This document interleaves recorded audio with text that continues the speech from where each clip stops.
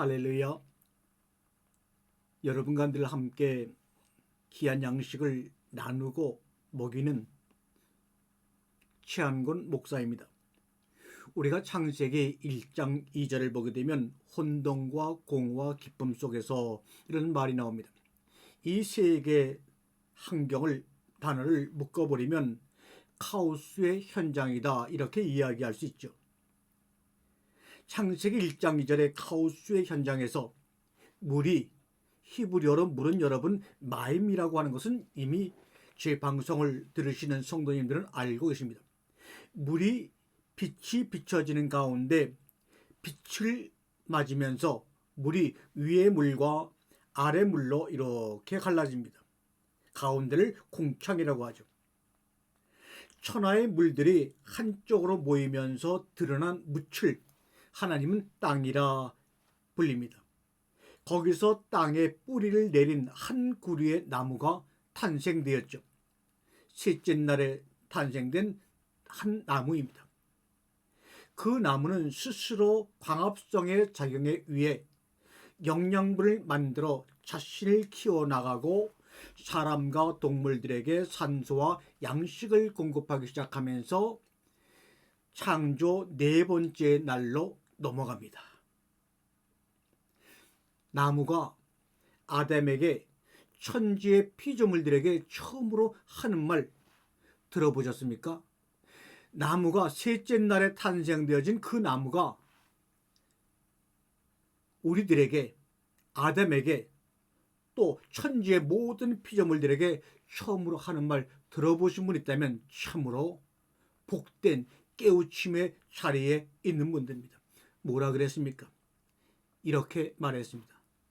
나 나무는 너희에게 먹히기 위해서 땅에 뿌리를 받고, 다시 말하면 뿌리라고 하는 것은 바로 나무의 얼굴입니다. 땅에 얼굴을 묻고 생식기를 하늘을 향해 공개하면서, 나의 생식기를 하늘을 향해 온전히 공개함성도 그 부끄러움도 감추고 견디면서 여기 내가 존재하는 거야. 후에는 나의 열매의 실체가 되시는 예수가 나와 하나 되어 나무에 달리실 거예요.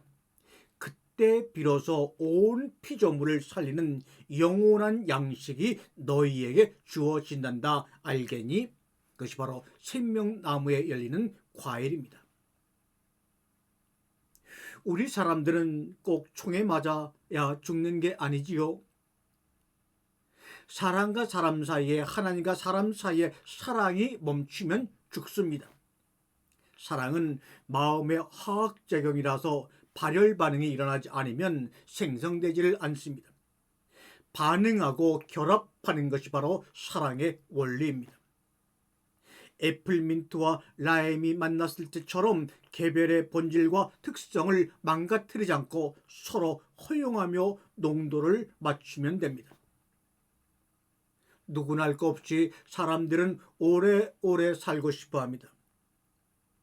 영생하고 싶어 시체를 과학의 힘을 빌려 냉동하거나 복제 인간을 만들어낼 꿈도 꾸고 있는 시대입니다. 정작 죽어나는 가슴은 영혼은 생각하지도 못하고 말입니다. 필수 과목이어야 할 사랑학 개론이나 언어학 입문서 같은 책은 세상에 없습니다. 그래서 그토록 무수한 언어가 이 지구상에 넘쳐나는데도 발열하는 사랑의 분자들은 너무나 희박하여 숨쉬기가 너무나 어렵습니다. 사람은 자신의 운명으로 사는 게 아닙니다.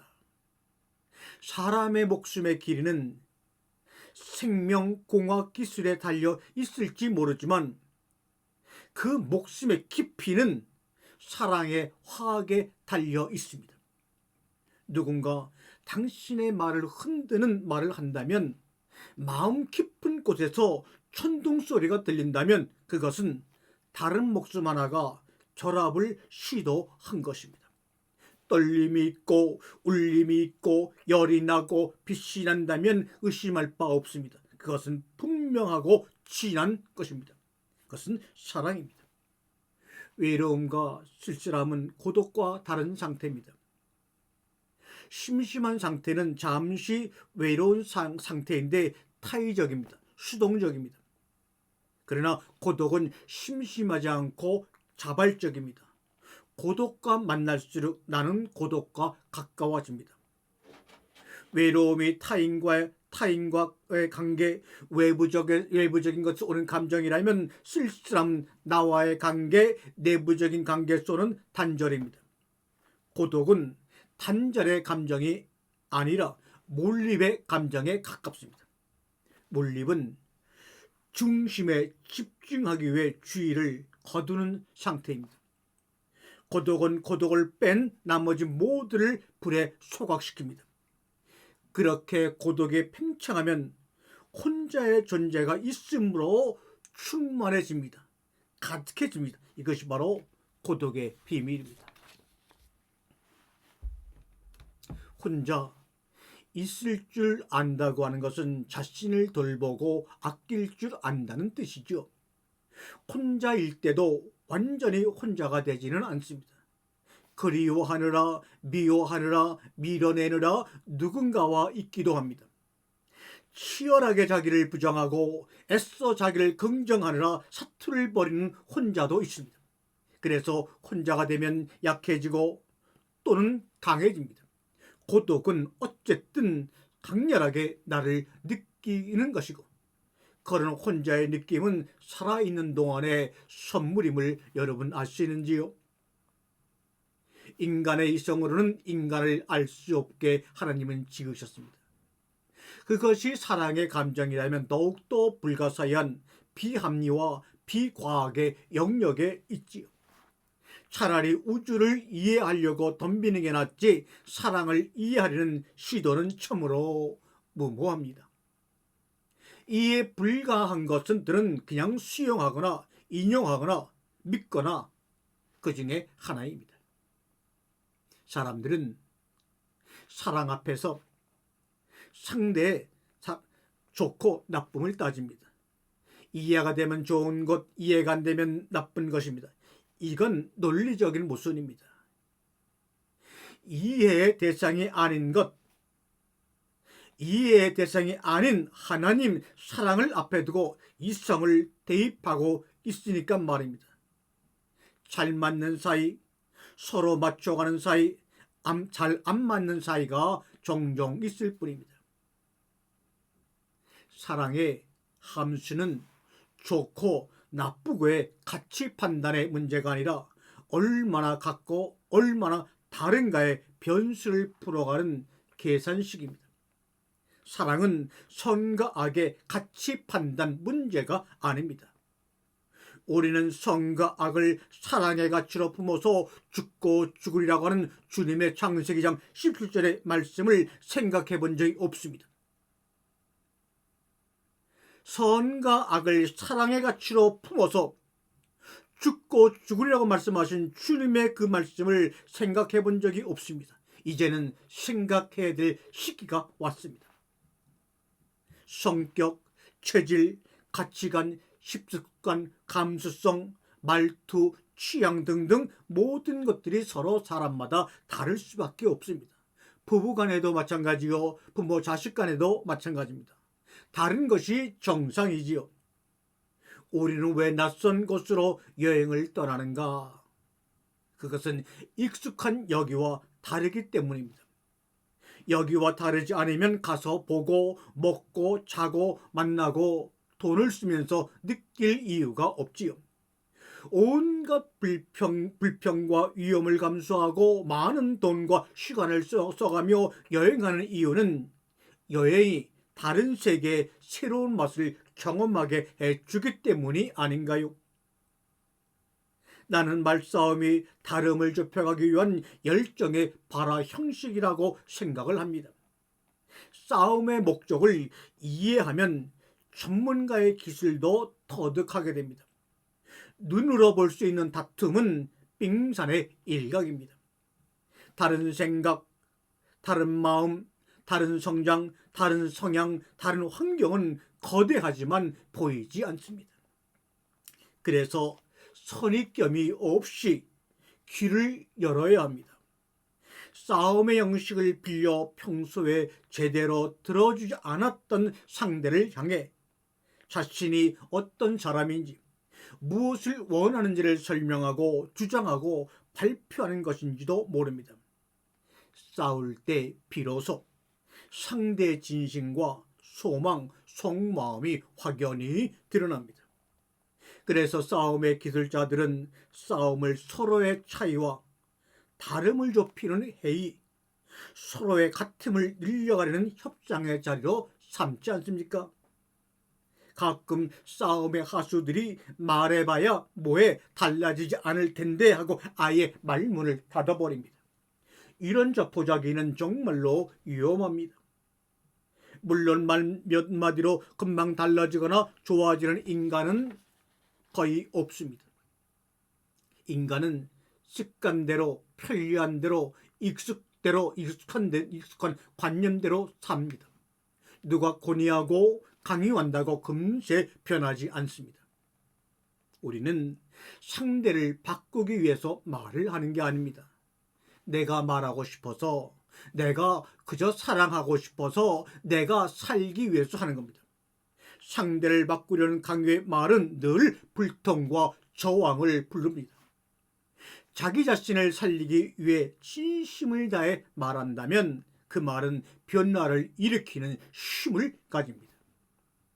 나는 사랑이 행복처럼 상상의 산물이라고 생각합니다. 왜요? 현실에 없기 때문에 갖가지 사랑의 형태를 창조해내고 행복의 모습을 만들어내서 모방하며 하루하루 살아갑니다. 단지 혼자라면 상상하고 꿈꿀 이유가 없을 것이죠. 누군가와 함께하고 누군가를 사랑하기에 우리는 끊임없이 아름다운 것을 상상하고 노래를 지어 부르고 시를 씁니다. 그 상상이 메마를 때 나는 사람을 만나고 사람의 말을 듣고 사람의 책을 읽습니다. 살아가기 위해 싸움을 걸고 그 싸움으로 더 많은 것들을 사랑하고 상상합니다. 부단히 여러분에게 말씀 안에서 영적으로 싸우기를 권합니다. 밥을 먹고 기도를 하고 꽃을 심고 설거지를 하는 것, 그 모든 일이 사랑을 위한 상상이고 싸움입니다. 다섯, 유영모 선생은 오늘이란 말을 이렇게 표현합니다. 오늘이란 말이 있잖니. 선생은 오늘을 느낌표 늘이라고 풀이하셨습니다. 오라는 말 뒤에 감탄사를 붙이고 늘이라고 풀이하셨습니다. 무슨 말입니까?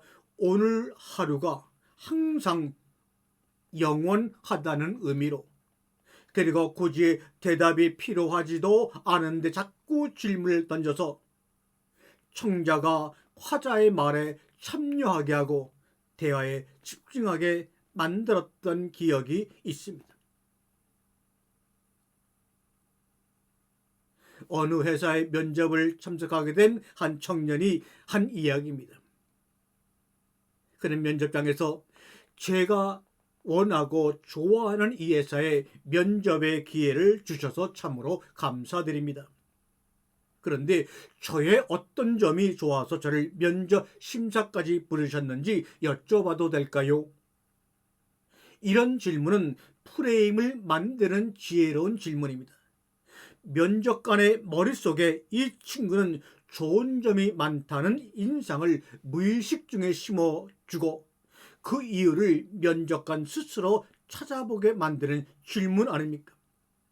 저의 어떤 점이 좋아서 저를 면접 심사까지 부르셨는지 여쭤봐도 될까요? 어느 청년이 선배에게 물어본 적이 있습니다. 선배는 어떤 책을 읽어왔길래 그렇게 말을 잘하게 됐느냐고. 선배 동문서답이 지금도 기억에 남는다고 해석하는 걸 들었습니다. 말은 관계야. 관계의 핵심은 사랑이고 나는 내 필요보다 상대를 먼저 생각해서 말한단다. 말에 사람이 들어있으면 금이고 말에 사람이 빠져있으면 똥이야, 이렇게 말했다고 합니다. 참으로 유머스러우면서도 지혜로운 말 아닙니까? 여러분과 제가 무엇을 말할까가 아니라 이 사람에게 어떤 힘을 부여할까가 우선이지요.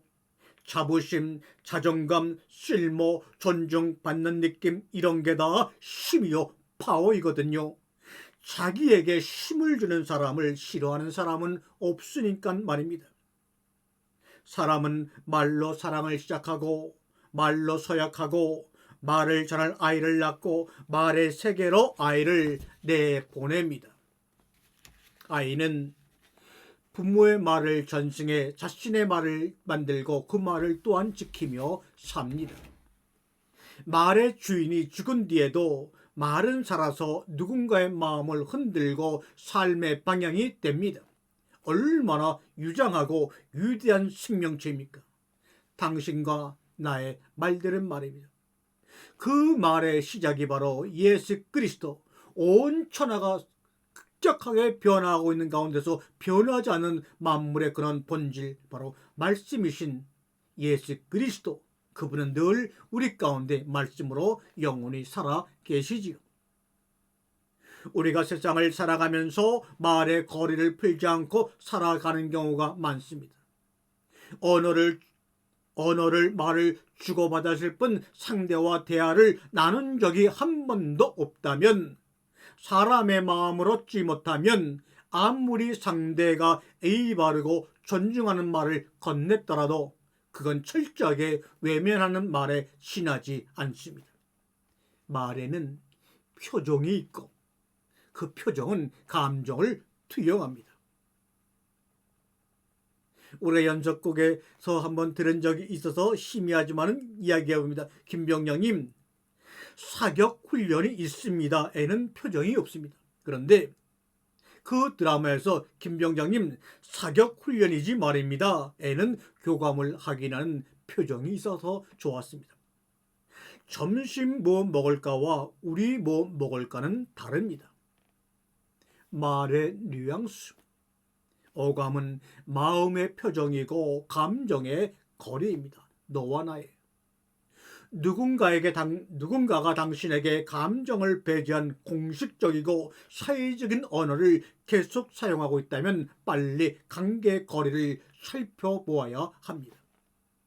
말로 존중하고 말로 칭찬하고 말로 인정하기는 쉽습니다. 그러나 상대의 마음에 1mm 다가서는 건 달나라가는 궤도를 구하는 공식만큼 어렵습니다. 마음 한 줌 얻지 못하면 100마디 아름다운 말이 내 것이 아닙니다. 말도 물질처럼 공유되고 결합하는 속성을 가집니다. 끓거나 얼거나 녹기도 합니다. 기체로 날아오르기도 하고 액체로 출렁출렁거리기도 하고 고체로 풍덩 가라앉기도 합니다. 어떤 말은 단칼에 결합을 끊고 어떤 말은 심장을 얼어붙게 하고 어떤 말은 몸을 공중으로 띄어 올리고 어떤 말은 이온 음료처럼 흡수되고 어떤 말은 납덩이처럼 심해 가라앉습니다.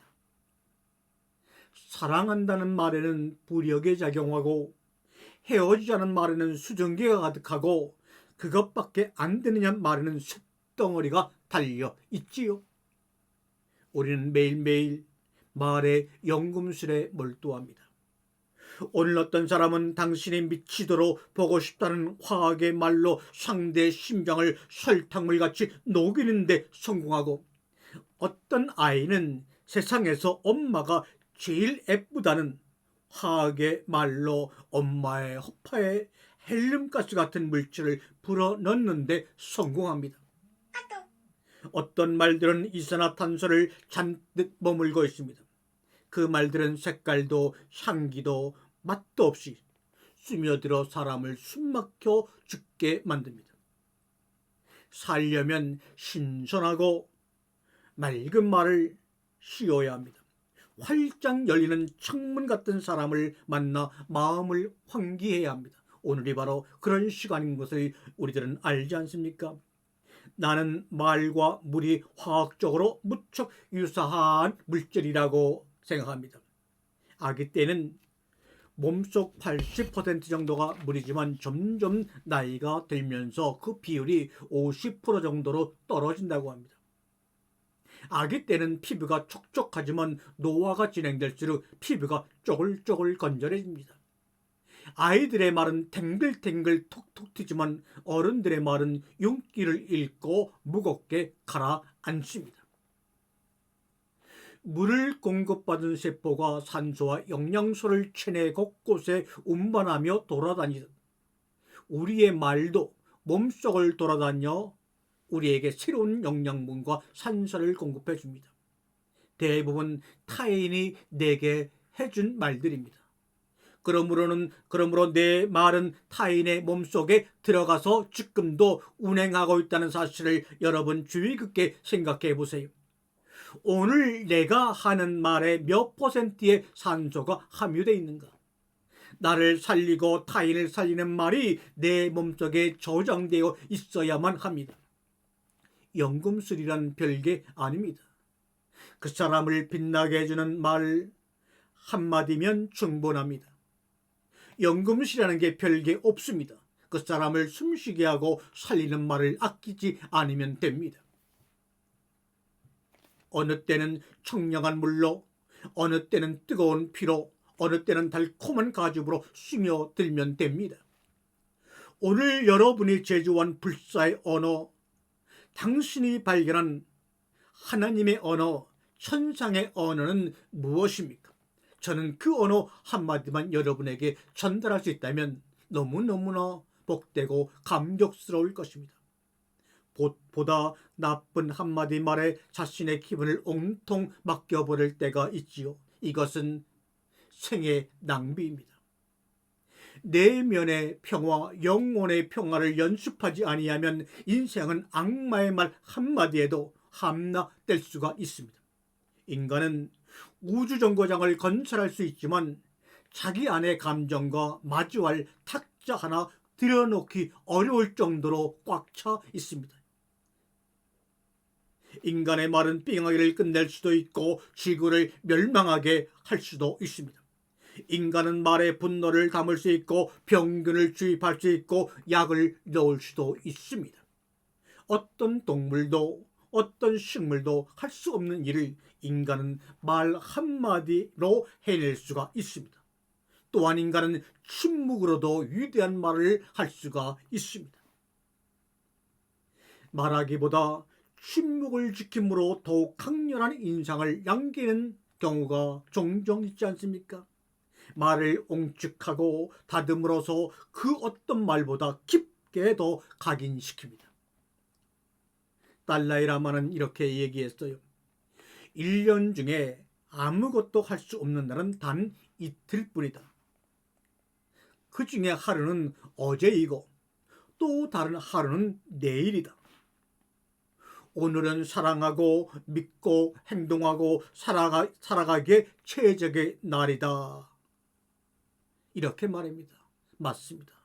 우리는 오늘 말할 수 있고 오늘 살릴 수 있고 오늘 약속할 수 있고 오늘 행동할 수가 있습니다. 가장 값진 말은 어제 한 말이 아니고 가장 위대한 말은 내일 할 말이 아닙니다. 지금 하는 말이 가장 아름답고 거룩하고 위대합니다. 그러므로 지금 말하되 지금 하는 말을 가장 조심해야 합니다. 여러분과 제가 수많은 전체 중에서 오직 당신을 나의 별이라고 부르듯 당신은 그 누구도 아닌 나를 원한다고, 그것도 가장 싱싱한 지금의 사랑으로 그리워한다고 말해주면 얼마나 좋을까요? 그게 아니라면 지금은 다 말할 수 없어 침묵으로 말하겠다고 대답해주면 좋겠습니다. 왜요? 침묵이 얼마나 큰 하늘인지 저는 알고 있기 때문입니다. 아멘.